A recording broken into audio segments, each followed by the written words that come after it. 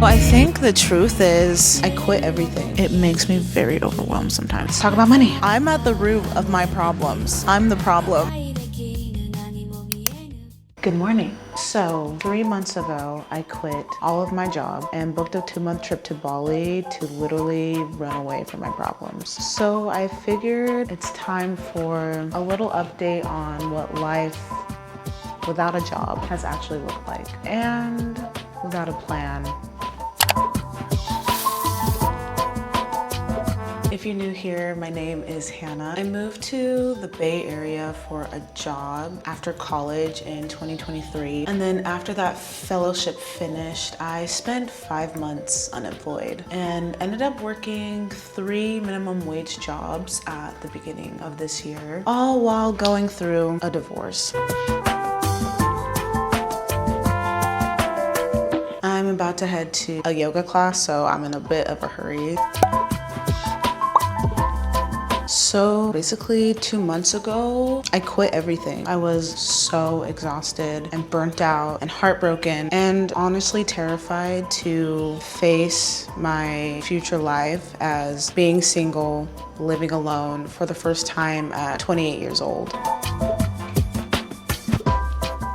But I had to listen to my intuition and get myself out of that situation that I was in. So today I wanted to take you through a day in my life, what it's really been like living in Bali after quitting my jobs, and share what burnout recovery has looked like, how I'm regulating my nervous system again, and what I've discovered about myself in the absence of structure.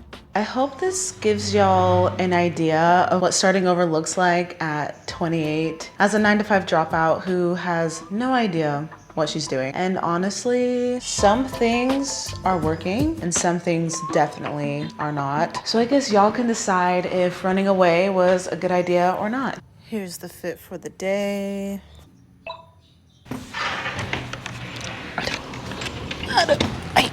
Let's just try that again.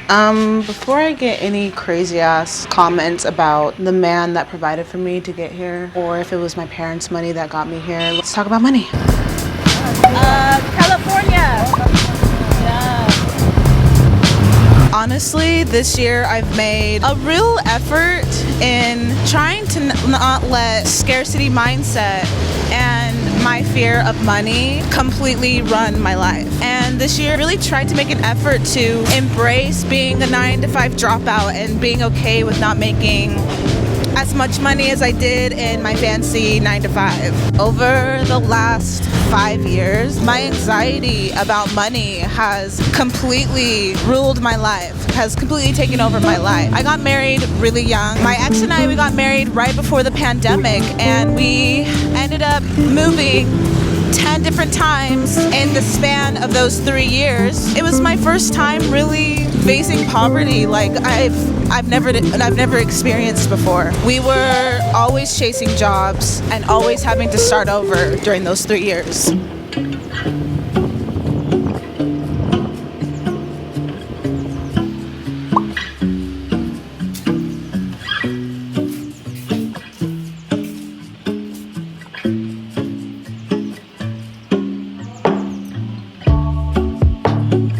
Working 3 part-time jobs, barely making $1,800 a month while still living with my ex, I realized that this just wasn't sustainable. I was so exhausted and I felt stuck and so terrified. So I asked myself one day, what if I just left? My ex agreed to take over the lease, and I found a cheap flight to Indonesia. And also I speak Bahasa Indonesia. So I was really excited to come back to Indonesia for the first time in 8 years. And I also just knew that the cost of living here was lower, and somehow it all just clicked. I booked my flight in 2 days, and with my final month of wages, I bought myself time to rest, to create, and to heal. Long story short, my budget for my 2 months in Bali was $1,850.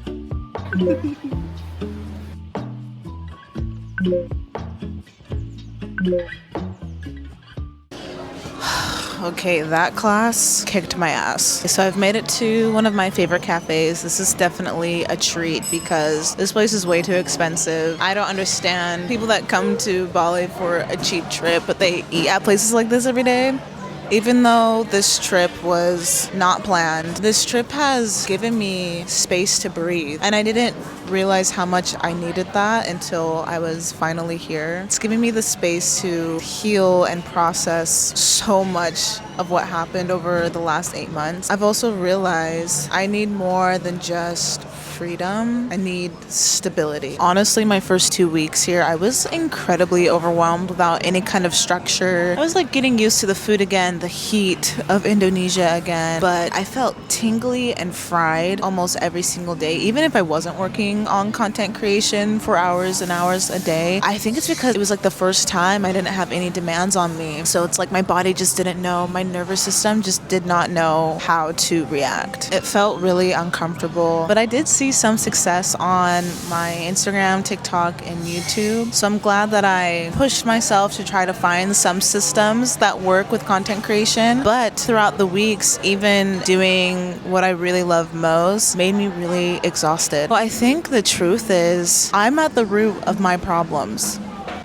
I'm the problem. Yes, I have ADHD, but I'm the only one that can hold myself accountable. And I really haven't had this kind of experience before because I've always had either a husband to rely on or my parents to rely on, society or church telling me what to do. So it was really interesting seeing how I would cope with feeling uncomfortable when I was responsible for myself and my actions. It's been really humbling and freeing. I've gotten to a point where I can just witness what's going on in my body, and instead of telling myself I'm a bad person because I'm coping with something, I can just hold it and see my emotions and not make stories out of them. So I think that's some growth. And when the stress did start arising in my body, I got to a place where I could actually just ask myself what I needed, and honestly, a lot of the time it was to just put my camera away and just live. A part of me has this feeling of regret that I didn't film enough, but I've had some of the most beautiful experiences here, so I don't think I should regret too much.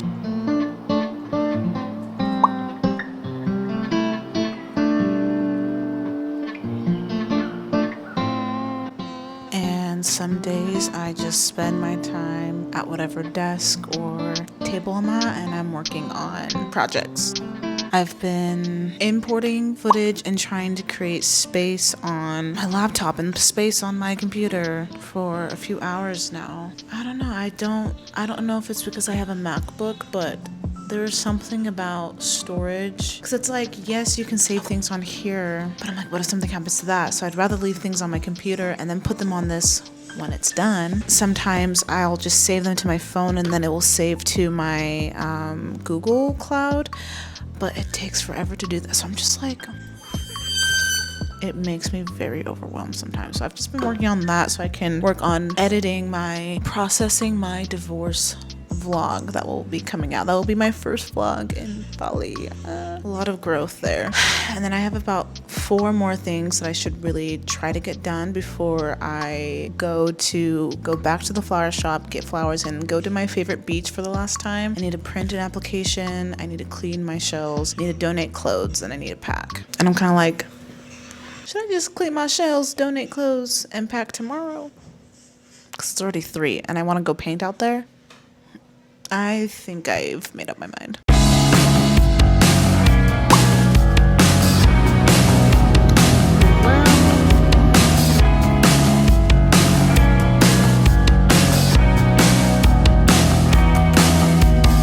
Under your spell I get nosebleeds. When you ring me I get sleepless. Find the sun, yeah, I'll do it for you.